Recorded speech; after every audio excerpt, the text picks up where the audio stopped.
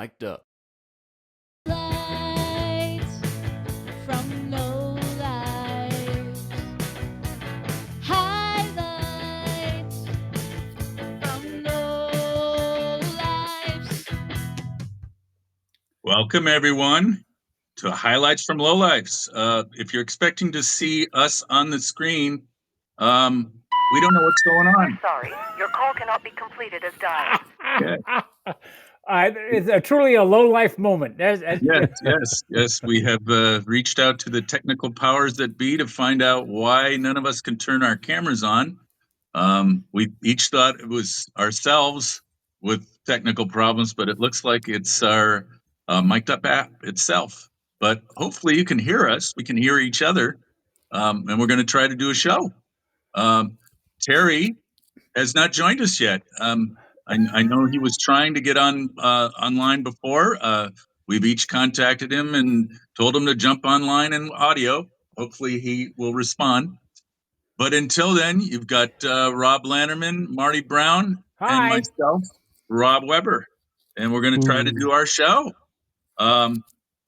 Tonight's topic is the top 5 folks you know from your alma mater that went on to become famous as professional athletes. And we've extended what the idea of an alma mater is. It could be your college, could be your high school, could be your favorite school when you were growing up, or the school that was closest to you when you were growing up. The reason we expanded it is some of us went to very small colleges, and we didn't have a lot to work with. Let's put it that way. I myself have went to a school that has lots of celebrity athletes. I went to Cal Poly SLO. Rob, you went to which University school? of the Pacific. And where is that located? Stockton, California. Uh-huh. And of course, SLO is San Luis Obispo. Marty, where did you go to school? I went to college at California Lutheran University. It's a small school in Thousand Oaks. Okay. And then we kind of expanded this to high schools as well. And that's where I'm going to pull mine from. Okay. I did a little digging and found out and jogged a few memories. And that's where I'm pulling from, my high school days. I think Terry is also doing high school because he was kicked out of several colleges, so we can't really claim. Yeah, makes sense. That makes sense. Can't really claim him. I thought didn't he get his record expunged though? Well, maybe. Yeah, but that was only a few years ago. And remember, he's in his 70s, isn't he? I can't remember. Yeah. So, Marty, where did you go to high school? Monte Vista High School in Danville, California. Testing. Okay. All right. Testing 1, 2, 3. Hey, you're on the air. You're on the air, Terry. Thanks for coming in and interrupting the flow. Hi, everybody. Hey, that's my beer. All right, Terry. Tell everybody where you went to college and where you went to high school. Oh, I went to Mission San Jose High School in Fremont, California.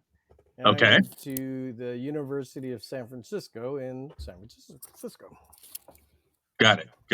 Okay, I'm caught up. All right. I went to high school in San Jose, California, at a place called Lynbrook High School, and we were famous for a few things that I'll get into a little bit later. Mostly drugs. Yeah, mostly drugs. So we will start off with our top 5 alma mater picks. Let's see. Marty, why don't you go first? So tell us who you're bringing up and where you crossed paths. Oh, wait. So did I miss where Marty went to school? Yes. Yeah. You did. Yes, you did. Could you recap for me? So I can all right. I'm choosing my high school, Monte Vista High School in Danville, California. Oh, you went to Monte Vista. Got it. Okay. All right. Now, the first 2, my 5 and 4 picks were actually guys that I played with on the varsity football team when I was a junior. The amazing part is that two of these guys on that team went on to play in the NFL. Why we lost every game in high school. Oh, We lost the last one 74-0. That's true. There was one play where I was playing defensive end. They scored a touchdown and they were going to go for two. And I kind of noticed I was up against the tackle, and there was no end on that side. And I thought he's going to go for tackle eligible. So he, instead of blocking, he ran past me. So I turned around and I tackled him just in time as the ball came. So I got called for pass interference, which I added one of the few of the many penalties I got in high school. But there's one of the guys on the team, and I'll never forget him because he was a good guy and went on to do great thing. His name is Casey Merrill. He left Monte Vista in 1975 and went on to play college football at where'd it go? I had the notes. Okay. Local. It wasn't a large. I can't find it now, but anyway, it wasn't. UC Davis. That's what it was. UC Davis. Oh, okay. Right. So imagine being, and he must have excelled because he gets drafted in the by the Green Bay Packers in 1979 after playing at UC Davis, and he had an 8-year career as a defensive lineman, a couple of years with the Giants, and his last season with the New Orleans Saints. And had a nice career. The best year, I guess, was '84 with the Giants. He led the Giants with 11 sacks. So he did pretty well, surprisingly enough. But now I think he's an appraiser in Southern California. But look at his name. His name is Casey Merrill. So Okay. he's my number 5 pick. All All right. right. Excellent. Thank you. Terry, why don't you take the next one? All righty. Well, as I said, I went to University of San Francisco, and there was a young man who went to Elk Grove High School, and our Elk Grove friends might be familiar with this gentleman. His name is Bill Cartwright. Oh, Turns out he's the basketball coach for the Chicago Bulls. He's 7'1". He's a center. He played 16 seasons with the Knicks, the Bulls, and the Supersonics. Yeah, I'd be interested to see if the boys knew him, our friends. oh yeah. Bill Cartwright. Anyway, Yep. Webby, have you gone? No. Oh. I went to Cal Poly San Luis Obispo, Central Coast in California, and wasn't a huge school at the time, state school, but we did have our share of sports celebrities. And I'll start off with somebody San Francisco Giants fans are very familiar with. He only played for the Giants for 1 year after signing a massive contract, and they were able to offload his contract to Seattle. But Mitch Haniger was a Cal Poly San Luis Obispo Mustang. Huh. And Mitch did a lot of work with charities in the San Luis Obispo area once he started playing professionally. Good guy. Unfortunately, had one really poor season, injury-marred season with the Giants, and now he's back up in Seattle playing for the Mariners. So he's my number 5 pick. Hmm. All right. Robbie, what do you got? I got a guy that probably only you, Webby, are going to recognize the name because and for the record, I was the guy that suggested we do all sports because my school does not have a prolific baseball history. So, What school is that? Is it your college or high school? College, University of Okay. Pacific. Okay. But we did have John Strohmeyer, who Oh, yeah. Yeah, John Strohmeyer played for UOP for 4 years. He was an All American, I believe, once, a Northern or a California Collegiate All Star, a couple of times. He was basically he's considered the Tigers' greatest pitcher they ever had in their system. He was drafted in 1968 by the A's, played in their system for a couple of years, and then the expansion Expos took him in the 1969 Rule 5 draft, and he pitched for 4 years, I think, with the Expos. Pretty solid swingman reliever. I think he was 11-9 overall for his career, but he had a couple years where he racked up a bunch of strikeouts, and he was a super serviceable long inning kind of reliever. I know he went on to pitch for the Mets for a little bit longer after that, but not a distinguished career. But on the other hand, he spent 5+ years in the major leagues, where the four of us have combined for 0. So, tip of the cap, John Strohmeyer, number 5. Hey, but Excellent. I have played on a major league stadium. Fair enough. I've done that. Does it count? No. All right. It's interesting. You played on the stadium. I usually play in the Yeah. stadium, but Yeah. hey, that's okay too. Well, that's why I had to move to Reno. That's part of the reason. By the way, Marty, is it smoky? The south end of town is. I'm lucky. I'm in the north end, but So yeah. you guys are going to need to explain what you're talking about. Oh, there's a fire in the south end of Reno. It's on the road that if you from between Reno and Carson City. I live in the north end, but this fire has been going on unchecked for about 4 or 5 days, and we got a report that the office is now in a potential standby evacuation zone. So that just kind of brought it home today. It looks like they got the handle on it though. The winds are coming down, the weather's coming down, but yeah. That's So good. We could use a little snowfall.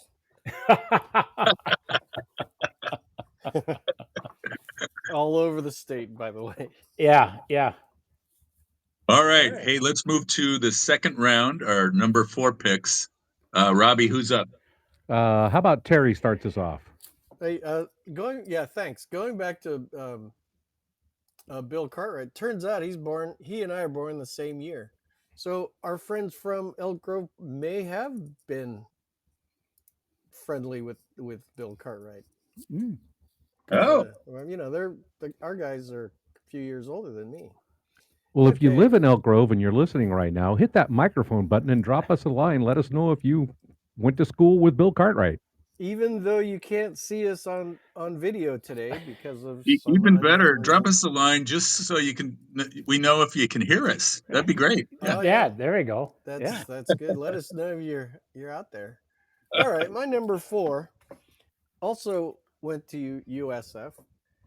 It turns out he was the commissioner of the National Football League, Pete Rozelle. How about that? Yeah, really? I didn't know that. And wow. It's funny. I went to UOP first, and then I went to USF second. Now you know why, Robbie. I chose USF because they didn't kick you out. Well, they did their best. You can't get kicked out if you leave first.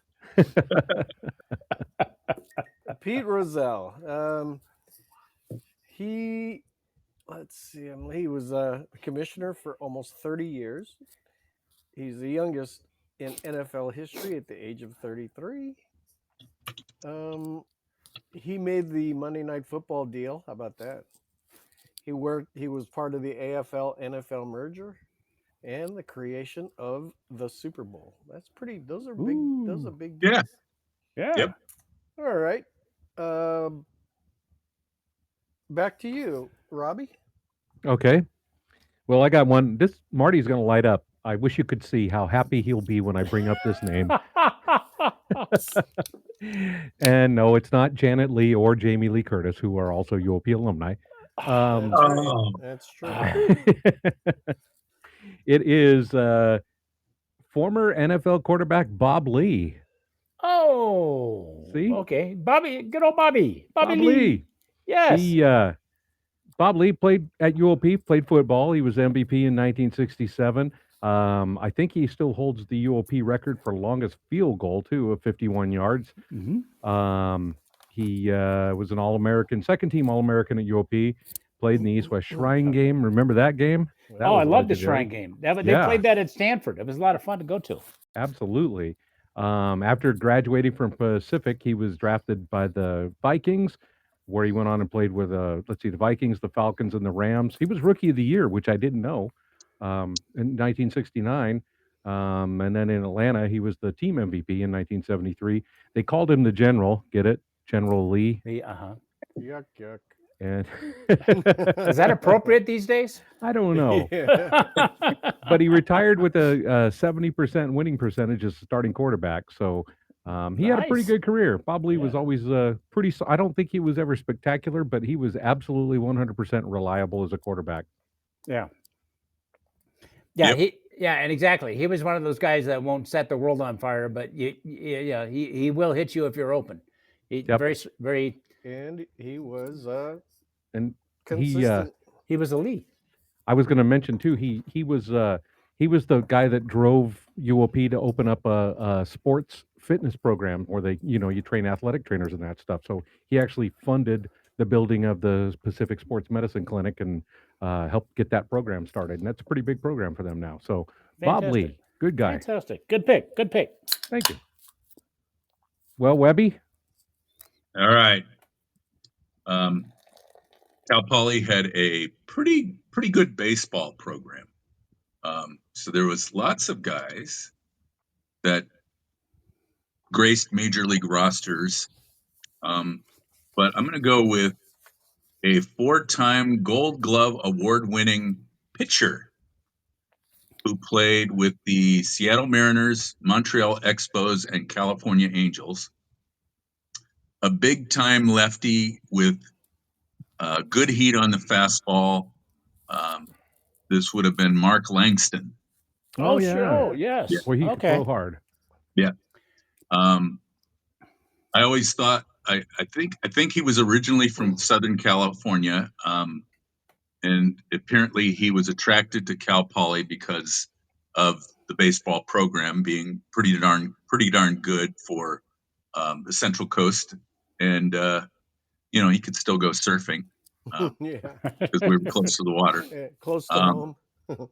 So he had a pretty prolific career, and it could be argued that he was the best pitcher ever produced by the program. So he will be my number 4 pick. If you ask him, it's true. Yeah. And then he went to the Angels. He's a California boy. That's correct. Yeah. Definitely a surfer dude. All right, Marty. Okay. Number 4 pick. All right, bring it around. Okay, now, this is a guy I played with, sort of. I was a junior on the football team, and I was a spot starter, and but he was our stud player. His name was Bob Greger. Now I pulled him up on Wikipedia. And I said, and I'm just going to read 3 lines from Wikipedia. He attended Monte Vista High School in Danville, California, where he played football as a flanker, cornerback, and punter. He was also named the team's most valuable player. Now, I question that because in the year I played, he got injured in the first game. He broke his collarbone, and he was out for the year. Yeah, they're padding stats. So maybe they're referring to his junior year, and because he graduated a year ahead of me. But I looked at that and I thought that's not what I remember.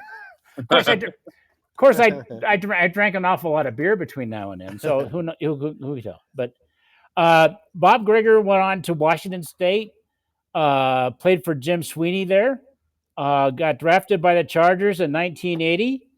And spent 4 years with the Chargers.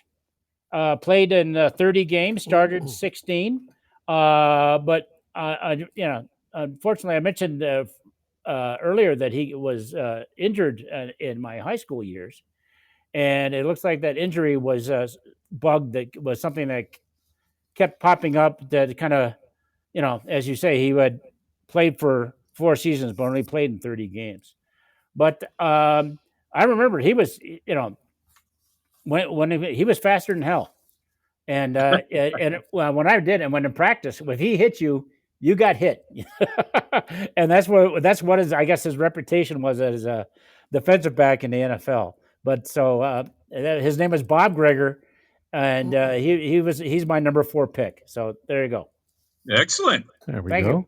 All right, we got 2 rounds in the book. We don't have the cameras on, so we can't show everybody what we're about to do in our next segment, which is What you drinking? Absolutely, it's what you're drinking.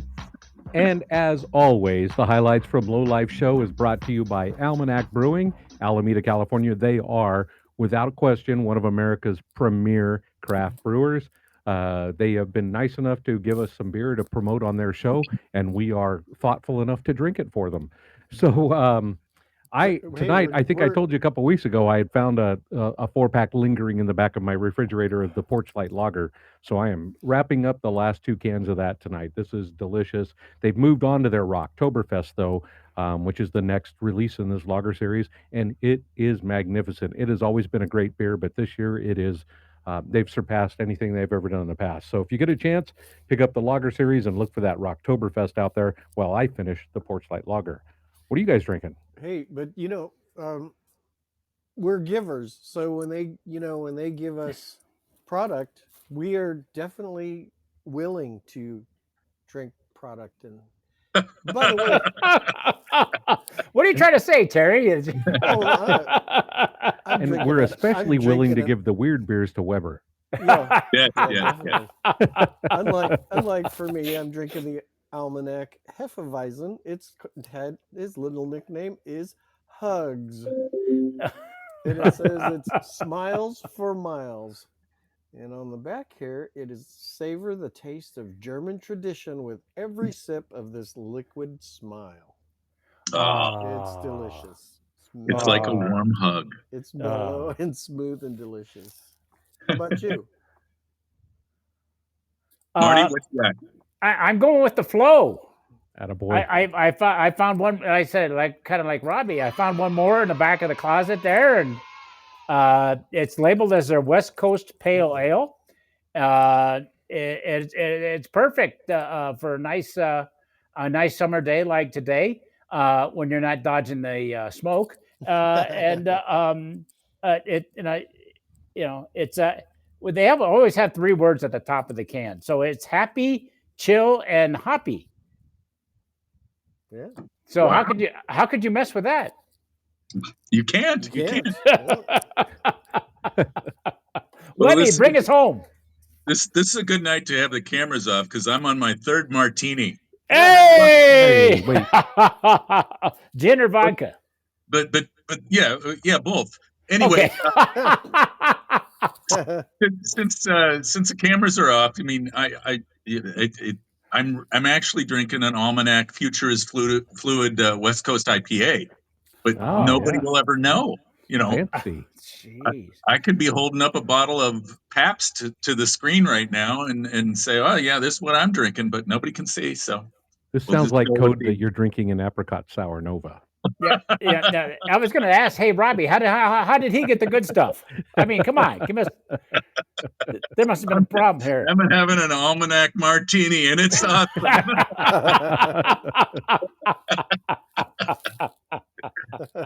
All right. Let's get back to work here now. Go into round 3. Wait. We have to say it, right? Okay, go for it. If you're in the Alameda area or you're close enough to make a visit there, make sure you stop by the brewery. It's a fantastic spot, great food, huge facility. You probably can talk them into giving you a tour. It's a really cool place. They have because they do the sour beers, they have a lot of cool and unique things you don't see at other breweries. So make the trip, and when you get there, let them know you heard about Almanac from the highlights of the Low Life Show, and they may take pity upon you. Yes. All right, round 3. Let's see who finished that. I finished it, so we're gonna go with Mr. Lanternman to start round 3. All right. This is another guy. I never saw him play, but I know the legend. And he was a fantastic player in the NFL, and apparently he was a fantastic player at UOP as well. He's the most versatile and decorated running back in UOP history. Dick Bass. He played for the Ah, Tigers at UOP from 1956 to 59. Broke just about or set just about every record, many of which are still standing at UOP. And given the fact that they currently don't have a football program, they may never be broken. But gosh, he rushed for nearly 3,000 yards while at UOP. He was an All American, which you think about that small school UOP and to have a first team All American is yeah. pretty amazing.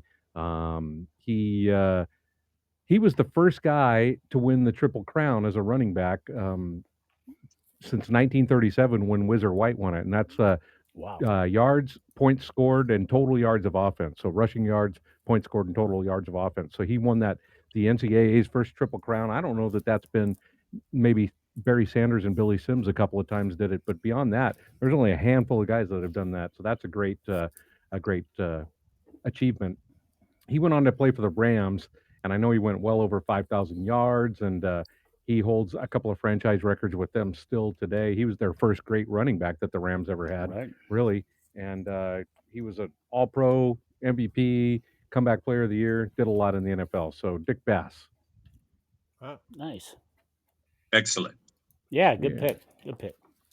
All right, let's go, Marty. I'll send it right back over to you. Thank you. Thank you. Now, again, it was funny because when we talked about doing this, that's the programmers. Yeah, maybe we're getting video back. I was surprised when I went back and looked at this that how much I had a taste, a chance to work with these guys. Two of the guys I played with in high school, and this guy was somebody that I remember refereeing a game, and he played in a few times. And you've heard of him because he's a big star in the NFL, and I think he's still trying to make it, even though his career may be over. And that's Zach Ernst, the tight end for Philadelphia. Hmm. He was played for Monta Vista in 1984, and as a senior. This is a high school kid, and I remember seeing him play. He was pretty good. 756 yards and 14 receiving touchdowns for a tight end. Went on to play for Stanford. Went under Harbaugh. Was in the Orange Bowl. Drafted by the Eagles in 2013. And according to my research, he's still with the Washington Commanders this year. Trying to hold on for one more season. But Zach Ernst, yeah, this is my number 3 pick. So, Good job. yeah, Terry, go ahead. Okay. By the way, our friend JC just texted me. He says he can hear us loud and clear. He says Excellent. he moved to Elk Grove in 1988, but he went to McClatchy High in Sac, but he saw Bill Cartwright slaughter his team in the 60s. I mean, Yeah, Cartwright's 7'1", I think. Just going Yeah. back.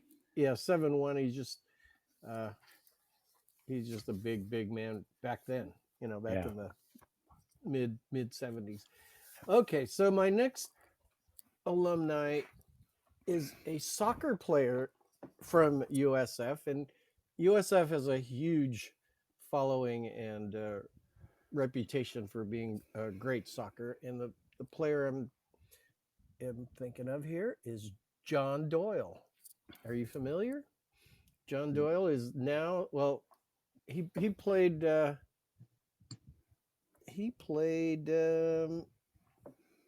soccer. He played pro soccer from 87 to 94. Now he's the Wow. general manager of the San Jose Earthquakes. Oh, cool. And by the way, he also was in the 88 Olympics. It doesn't say if they medaled, but he got to play. John Doyle, good guy. Famous, successful soccer guy.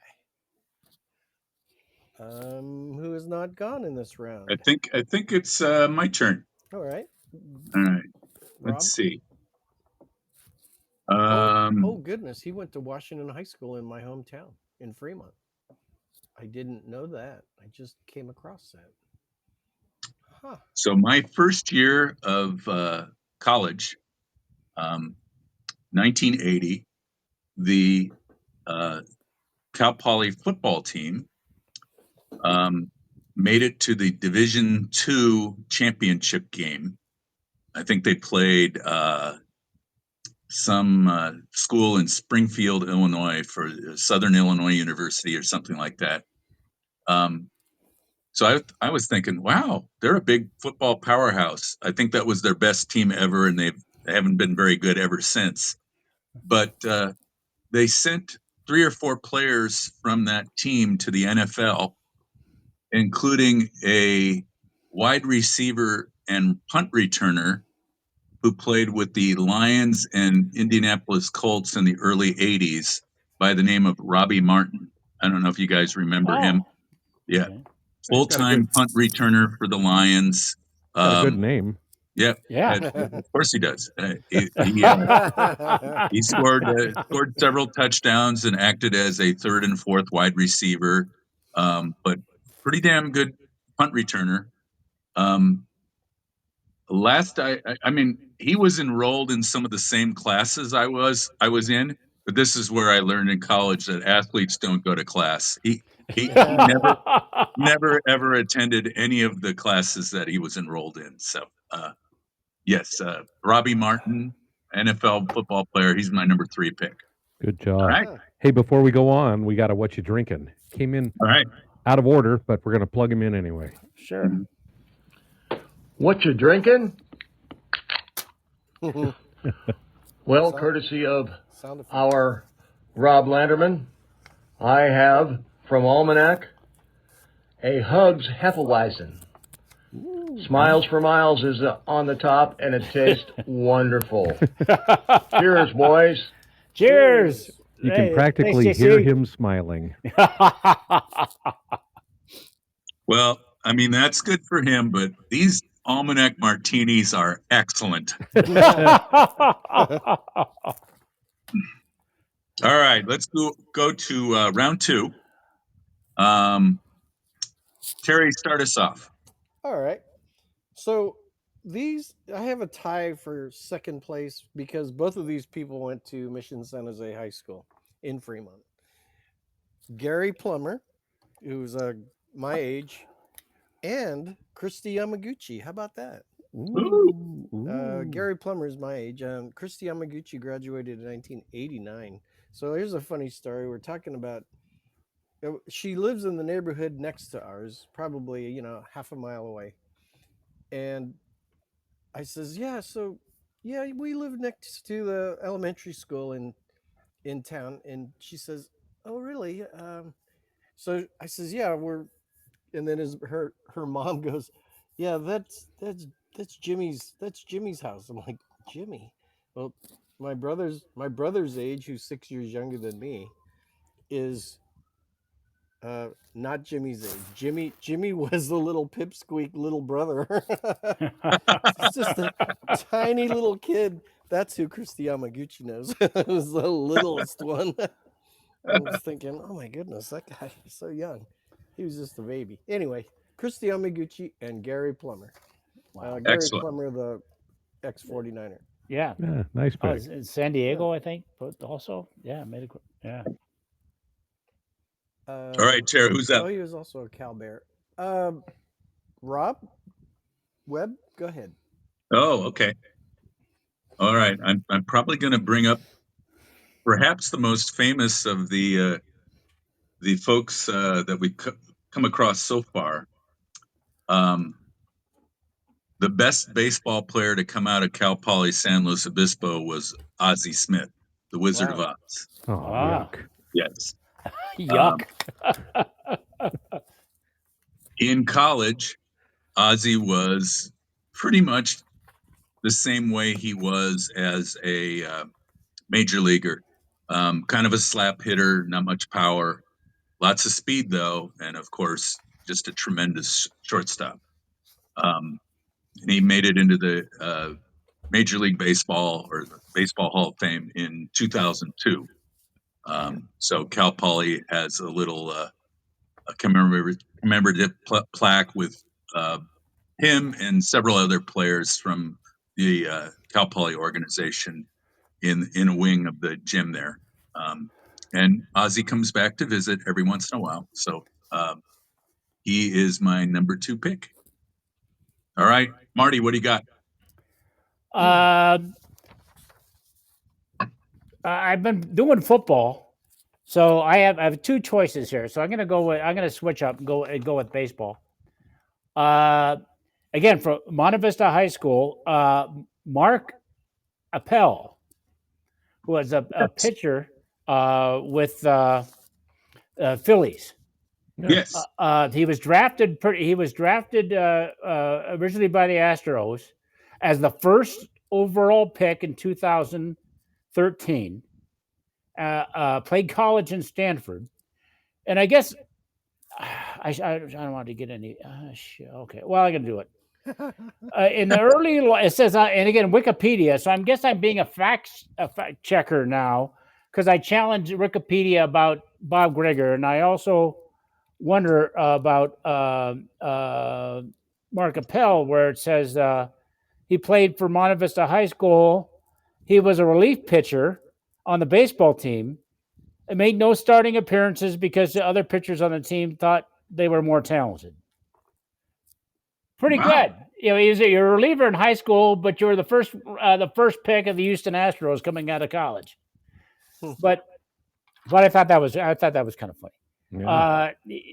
Unfortunately, and we all seen it. And again, I follow the Reno Aces, which is a AAA team, and I know how difficult it is to break through to the majors.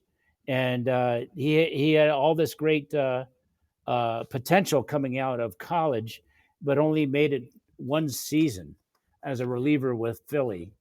But when he did play, he had a 1.74 ERA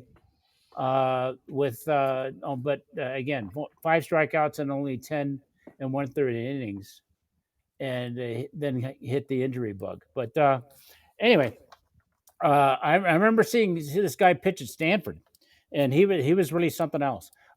Mark Appel, Appel, my number 2 choice. Yeah, as Robbie would say, he pitched 10 and 2/3 more innings than we have.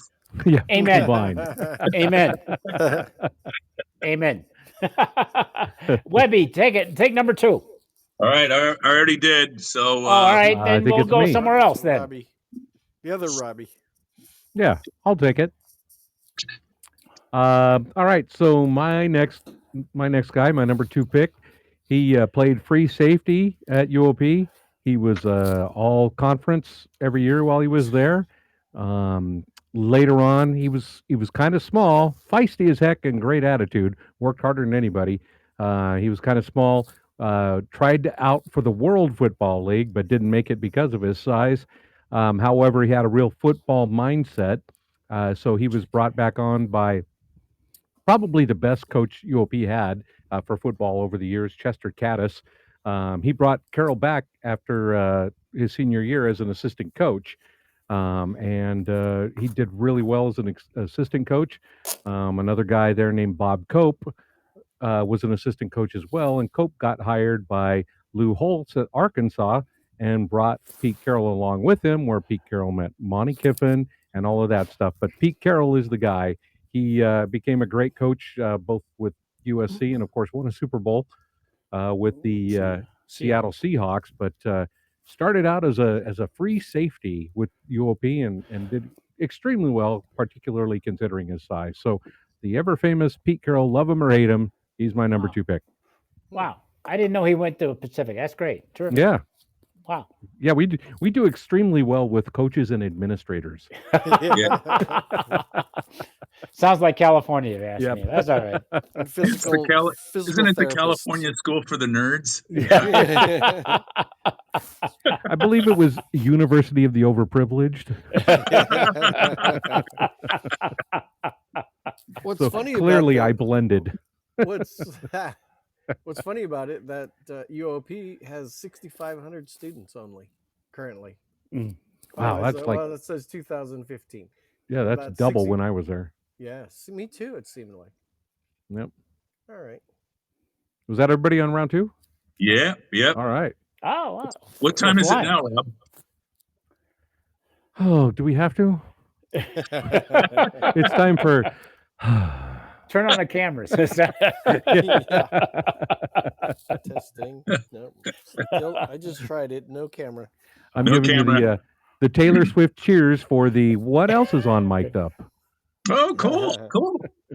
All right. Well, you are listening to us on the Mic'd Up app. You cannot watch us tonight.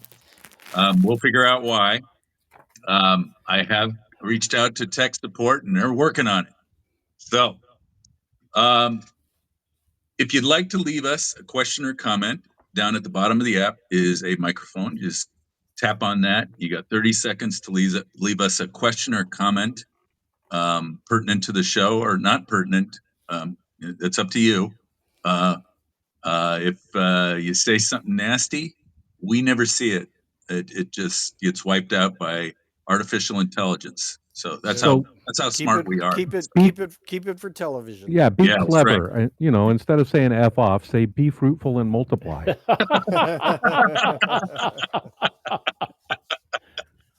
I like it. I like it. And of course, if you send us a message about what kind of beer you're drinking, the new AI in here says that the question is off topic and is not pertinent to the show, but we'll still read it anyway and play it on the air. And that's why people are smarter than AI. That's right. That's right. For So we do have some other shows on the platform. They're all proof of concept shows as Mic'd Up tries to move out into the sports industry. Rick Barry has a show, a former NBA All-Star and Hall of Famer. Rick will stop by the platform every couple weeks or so with his partner Cyrus, and they will talk everything basketball. That'd be Warriors, NBA, college, and the 3-on-3 league that Rick is a coach in. Rick is great at providing answers to your questions. You may not like the answers, but he provides them. So tune in whenever you see him coming up on the platform. AJ Rovner has a new show called The Rovner Report. He's about 5 episodes in. AJ works for the New York Giants football team and provides his insights into what's going on with the team. Has many guests from past and present Giants teams and other celebrities outside of the football era. I don't know what's coming up on some of his future shows, but he's got he's got a Rolodex that will wow us with special guests that he can have on here. So look for his show in the platform coming up. Jim Darby, former exec with Easton Sports, has a show tomorrow at 4 p.m. Pacific. Jim is also an author and has written a book called Bears in the Bigs. That's Cal Bears who played in the major leagues. And he's going to tomorrow share some of the funny stories that he heard during his interviews for the book. So it should be fun. Our friends at Yankees Coast to Coast. Oh gosh, darn it! Okay, he's not ready. Great. Oh yeah, no. Say it again. Our friends at Yankees Coast to Coast. Oh, okay, there we go. Yeah. Mike Miller and Adam Schneider have a show tomorrow at 4 p.m. Pacific as well.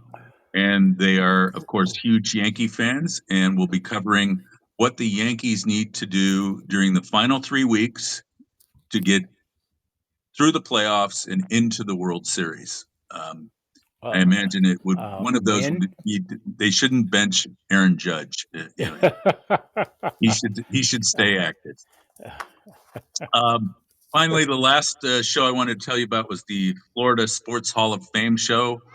John Rieger and Barry Smith have a show where they interview folks who have been inducted into the Florida Sports Hall of Fame. That includes folks like Wade Boggs and Fred Biletnikoff and Jan Stevenson. It's always a fun listen because you get to hear what people are doing today after their careers. So look in the app to see what's upcoming and watch the old shows in the archive. All right? Or listen in our Yeah. case. Yeah. Or listen. Yes. Yes. All right, folks. We are moving to round one, and the topic is top 5 folks that went to your alma mater who went on to successful sports careers. Number one. And yeah, we've widened it. It's a little bit of college, a little bit of high school, a little bit of that's my favorite school, and I grew up in that town. Whatever works. All right, Robbie, you finished that round. So who's starting off round one? Let's go back to Terry. I can't wait to hear about his high school. Nope, sorry, USF. Which I guess the same All thing. right. All right. My number one is pretty easy pick. If you couldn't guess, he went to USA. He was in the NBA. He was with the Celtics from 56 to 69. He won 11 NBA championships. Wow. Bill Russell. Yeah. Just Yeah, I a don't think you could pick tremendous- anybody else besides him. Yeah, exactly. Yeah. Well, it's got to be number one, at least on this list. I met him You at did. the Vita Blue golf tournament a couple years ago before he passed away. And I actually got him to sign a baseball, which is weird. I was, is that weird? He goes, no, boy, I've signed lots of things. You can imagine. Super nice guy. Super nice guy. Number one. All right. Marty, how about you? Okay, thanks. This guy is not a football player or a baseball player. I talked about going back because I remember this guy. He was a friend of mine. I hope the other guys that I played the football with. If you told them about Marty Brown, they would not. They would say they wouldn't have no clue. This guy just might.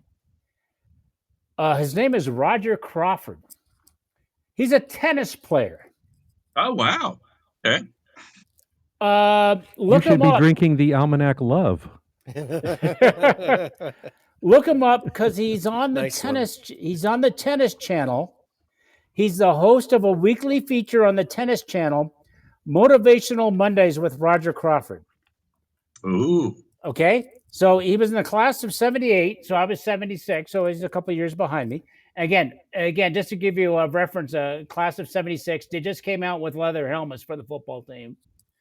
Just to give you as a reference. That explains a lot about you. Yeah, it does. No But helmets. I'm very serious here for a second. I want to explain about Roger. Roger was physically challenged. He had on one hand just a thumb. He Oh, wow. had on his other hand 2 fingers. And one leg was non-existent below the knee. Wow. He said that it came to him. The magic came to him on a tennis store when he referenced this model XBC17.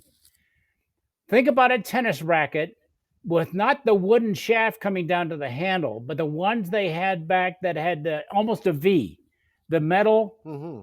So he would Yes. the hand that only had the thumb, he'd stick through through that V.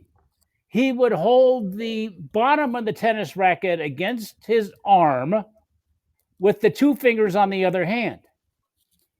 He went on to play tennis at Monte Vista for 4 years, winning over 47 matches. Went on to play Division I tennis at Loyola Marymount,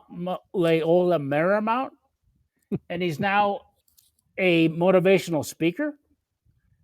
like he says, he has a weekly show called Motivational Mondays on the Tennis Channel. And if you ever feel down about yourself or think I can't do it, tune into one of those episodes and see this guy and see what he was able to do and able to accomplish. He was a Cool. magnificent, just a great guy. I remember one time we were in Danville was a small town back then, and we went to McDonald's. You had to go to McDonald's. You had to go to Walnut Creek. And just because of the fun-loving guy he is, he didn't have a handicap. He was just having fun. He took it. He had, like I said, he had one leg. He had an artificial leg from the knee down on one foot. So when he goes to McDonald's, he turned the foot around the other way and walk into McDonald's with his foot hanging back, just to see what kind of reaction he would get. Again, the guy's name is Roger Crawford, and I stumbled across this when I looked at the high school website, and I'm touched by this guy. He really is something else. So Cool. if Yeah. you look up vintage Wilson metal tennis racket, it's the T2000. That's And it. Yeah, that's it. It's a racket that Jimmy Connors played with, and it's gone for $8.99 on eBay. But just the thought of this guy playing tennis without the modern like blade as a prosthetic. Yeah, He's using their old-fashioned prosthetic. right. That's just amazing. Yeah, pull this Inspirational. guy up. Roger Crawford. It's unbelievable. Yeah. That's inspirational. Okay. Go ahead, Landerman. Okay. Our number one at UOP, and I pretty much think anybody that, much like Bill Russell was the number one at USF, anybody that knows anything about UOP sports is going to agree with this guy. He was a quarterback at UOP in the 50s. He ranked in the top 10 nationally from passing every year while playing at UOP. He was the first, and I think he's one of only a handful of guys that have done it, that have both been on a winning Super Bowl team as well as head coached a winning Super Bowl team. That is quarterback Tom Flores. I was wondering when that was going to come up. Tom Flores winning the Super Bowl with the Raiders with Super Bowl 15 and 18. Long career coaching.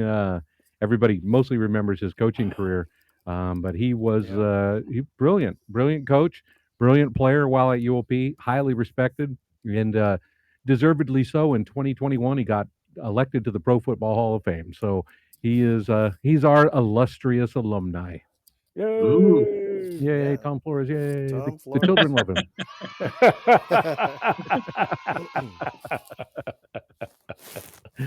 I guess that leaves it to Webby to bring it home with Weird Al Yeah. Yankovic as the greatest athlete in Cal Poly history. Incorrect. Damn, Oh, you blew that one then. Yeah. So mine is kind of an interesting story along the lines of what Marty was saying. You guys probably know or have heard of a plane crash that took place in 1960 that killed all of the members of the Cal Poly football team and coaching staff as it was heading across the country. There was a player who missed the game, who missed the flight because he was injured. That is John Madden, the Oakland Raiders coach for Wow. years, and of course the commentator for the NFL for years after that. John was a Cal Poly student in the late 50s and into 1960. He was an offensive tackle on the team and a catcher for the baseball team. But his career was cut short just prior to that plane flight by a knee injury. He never played football again. He never flew again. That's right. After He finding was, out what happened to everybody Yeah. else. He spent the rest of his career as a coach and as a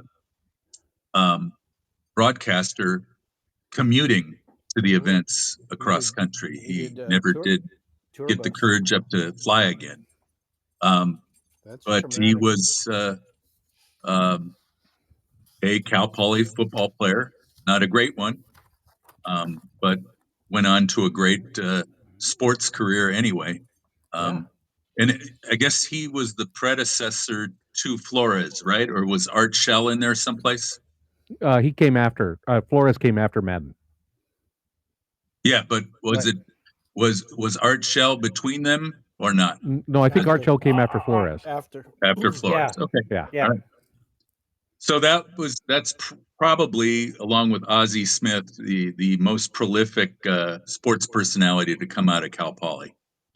Weird Al, his sports career never really took off. So that's for another show. yeah.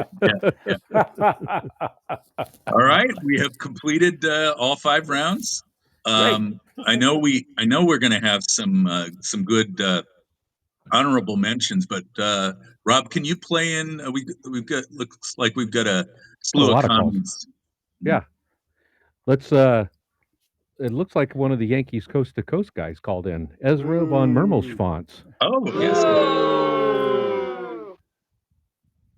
Ezra von Mermelschwanz from Yankees Coast to Coast, albeit a little bit jet lagged. The only one that I can think of with a connection to both the Bay Area and the New York Yankees would be Jason Giambi of the 1992 Cal State University of Long Beach Dirtbags. Of course, when I went there, they were called the 49ers, which made no sense to anyone. Hence the reason they probably changed the name to Dirtbags.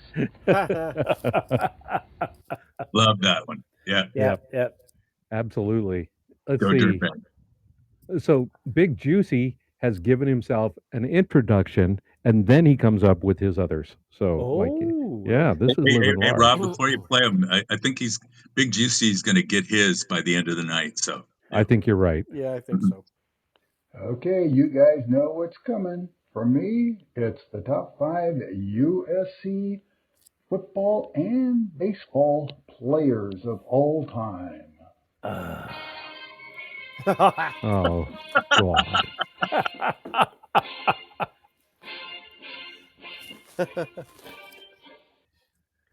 I assume that was a USC fight song thing. I think it was the opening to a soap opera, wasn't it? Yeah. Yeah. Let's see. I think this is a better version.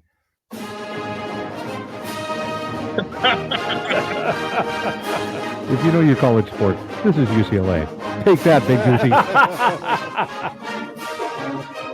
All right, enough of that. Let's see. The man has too much time on his hands. What can I say? I think we'll start with his football. Here we go with football, and all of them are NFL Hall of Whoop. Uh-oh. Uh-oh. Did we lose Big Juicy? Robbie? Yeah, we didn't lose Big Juicy. We lost Robbie. Beloved 49er for 14 seasons, 10-time Pro Bowl player, Hall of Fame in 2000. I didn't know it was going to knock me out, so I got to bring that back. I'll play it again. The dog was barking, and I had to mute. Oh. I don't know how the dog got in my studio. All right, let's run that again. Here we go with football, and all of them are NFL Hall of Fame players. Number 5, Frank Gifford. Number 4, Anthony Munoz. Number 3, Marcus Allen. Number 2, Junior Seau. And heading up the group in number 1, Ronnie Lott, our beloved 49er for 14 seasons, 10-time Pro Bowl player, Hall of Fame in 2000. That's quite a list of quite a list of Ferraris in the parking lot. Right. Yeah. University of Spoiled Children. And that's what they got to go there, Ferraris. That's Okay. Baseball. USC does have a long, rich baseball tradition. Yes. And turning our attention to baseball, coming in at number 5, I've got Don Baylor. Number 4, Fred Lynn. Number 3, with an asterisk by his name, Mark McGuire. Number 2, Tom Seaver. And number 1, the big unit, Randy Johnson. 5 Cy Young Awards, 10 All-Star appearances, Hall of Fame in 2015, and almost as famous for smoking that bird with a fastball. Yeah. Yay! So he brought up one guy with an asterisk, but as JC has called in, Big Juicy did not select Orenthal James Simpson as one of his top 5 football players. I wonder why not.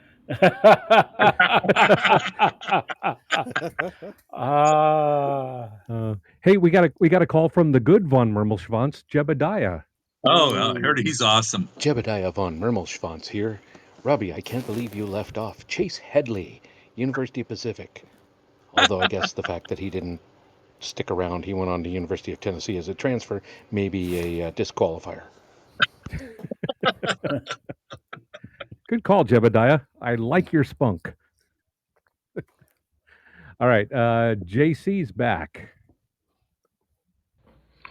JC here, Oregon State 1971. Start with Dick Fosbury, inventor of the Fosbury flop, 1968 Olympic gold medal high jump. Gary Payton, basketball Hall of Fame 2013. And finish this first part with Steven Jackson, 3-time Pro Bowl running back for the NFL. Not too bad. Hey, I learned something there. They had colleges in 1971. That's good.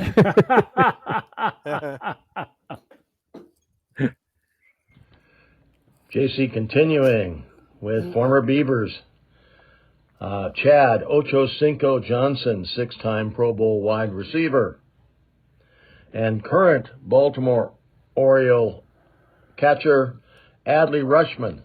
Yeah. Just come up to the Orioles in 2022 and was the 2023 and 2024 All-Star selection for the Orioles. All right, and then JC's going to bring it home.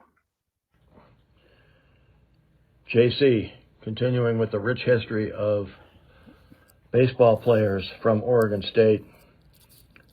Darwin Barney, Stephen Kwan, Nick Madrigal, and Michael Conforto, to name just a few of the current MLB players from the Beaver Nation. JC out. Isn't Beaver Nation a porno film? I just, might get censored on that one. Sure, you yellow flag me all the time, but he gets Beaver Nation. Thank you.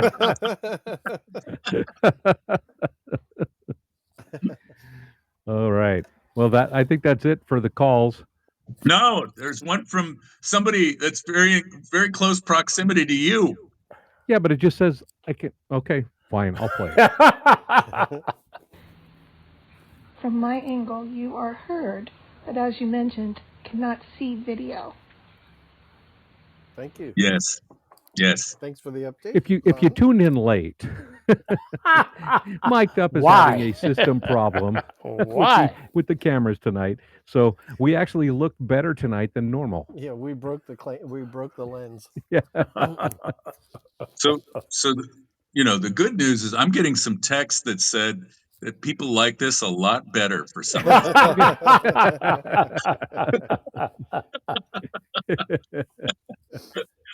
All right, hey, give us some good honorable mentions. Oh, I've got a good one. This is All right. A sweet one, actually.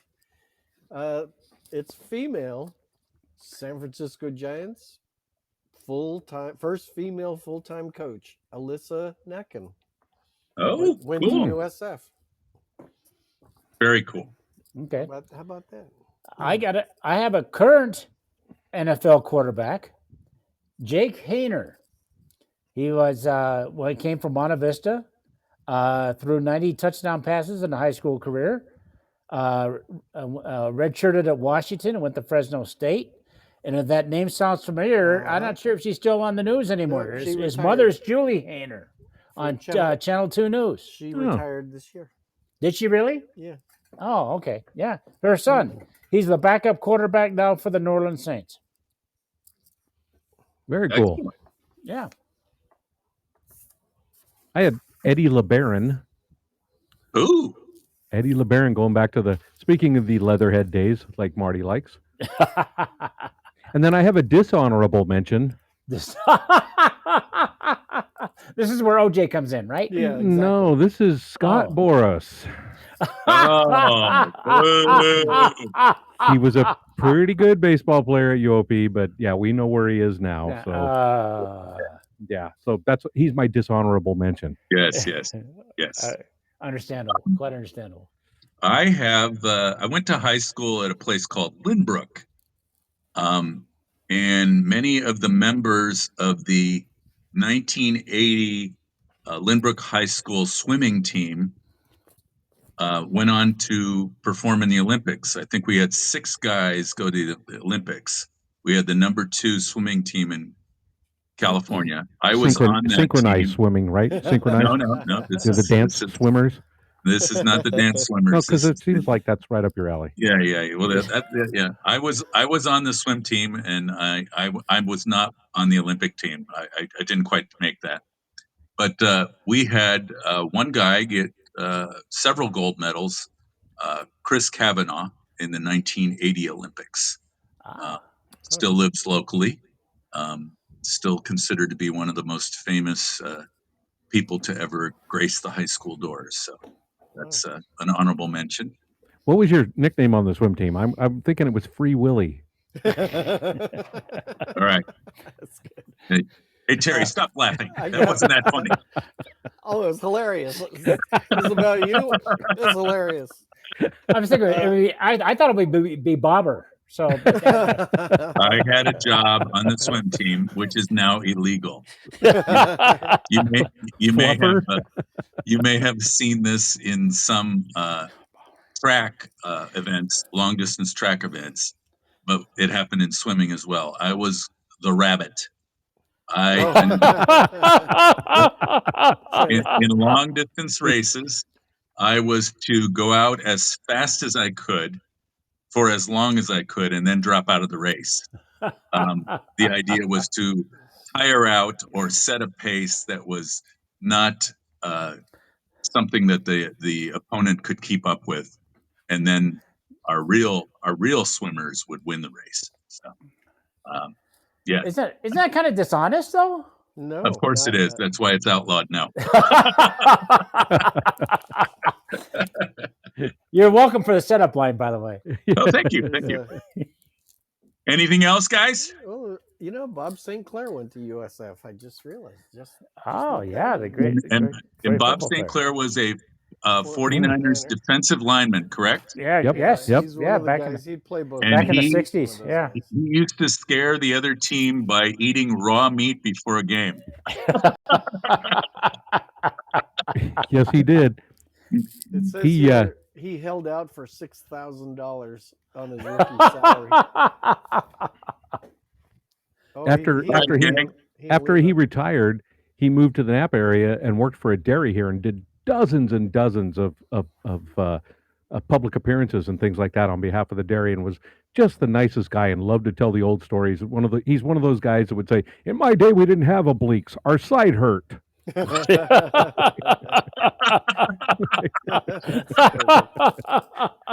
So yeah, he was a gentle giant. What a great man.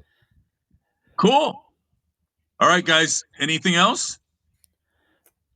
All right. I'm good. Hey, everybody that tuned in, thanks for hanging with us while Thank you. staring at pictures that make no sense on the screen. We will figure this out for next week and get you some video so you can see our lovely faces. We'll be back next Wednesday, the 18th, for another show. Topic to be determined. Thanks for joining us. Play us out, Rob. When are we gonna do top 5 Good night. musicians with the name Weird in it? Bye, everybody. Good night. Good night.